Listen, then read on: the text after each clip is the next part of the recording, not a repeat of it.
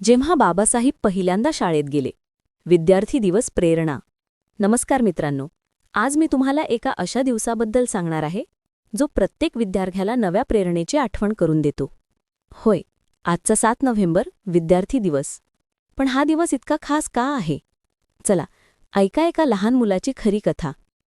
1891 साली मध्य प्रदेशातील महू या गावात भीमराव रामजी आंबेडकर यांचा जन्म झाला. त्या काळात समाजात भेदभावाची दाट छाया होती. 1900 साली म्हणजेच 7 नोव्हेंबरला भीमरावांनी पहिल्यांदा शाळेच्या दारात पाऊल टाकलं. पण त्या लहान मुलाला वर्गात बसू दिलं नाही. त्यांना शाळेच्या बाहेर बसवण्यात आलं. पाणी प्यायचं झालं तर कुणी देत नव्हतं. अस्पृश्यतेचा तो काळोख भयंकर होता. पण त्या लहान भीमरावांच्या डोळ्यात एक प्रकाश होता. शिक्षणाचा प्रकाश. अपमान, भेदभाव, अडथळे काहीही थांबवू शकले नाहीत. त्यांनी शिक्षणासाठी संघर्ष केला. रात्रीदिवस अभ्यास करून उंच भरारी घेतली आणि अखेर झाले भारताच्या संविधानाचे शिल्पकार. त्यांनी आपल्याला दिला अमर मंत्र: शिका, संघटित व्हा, संघर्ष करा. हा मंत्र आजही प्रत्येक विद्यार्थ्याला मार्ग दाखवतो.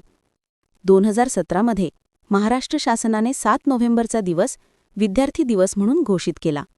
हा दिवस आपल्याला आठवण करून देतो की शिक्षण हे केवळ पुस्तकांचं नाही, तर समानतेचं आणि स्वाभिमानाचं शस्त्र आहे. आजच्या डिजिटल युगात आपण मोबाईल आणि सोशल मीडियामध्ये अडकतो. पण हा दिवस सांगतो, थांबा आणि विचार करा. मी माझ्या शिक्षणाची किंमत समजतो का? भीमरावांसारखं आपणही अडथळ्यांवर मात करू शकतो, स्वप्नांना पंख देऊ शकतो. मित्रांनो, या विद्यार्थी दिवसानिमित्त एक छोटासा संकल्प करा. मी बाबासाहेबांच्या आदर्शानुसार शिकेन, भेदभावाला नाही म्हणेन आणि एक जबाबदार नागरिक बनेन. जेव्हा तुम्ही अभ्यासाच्या टेबलावर बसाल तेव्हा आठवा त्या लहान भीमरावांना, कारण तुमच्याही हातात आहे तीच ज्ञानाची ज्योत जी जगाला उजळवू शकते. धन्यवाद मित्रांनो. जर ही प्रेरणादायी कथा आवडली असेल तर चॅनलला सबस्क्राईब करा, लाईक करा आणि बेल आयकॉन दाबा. जय भीम, जय भारत.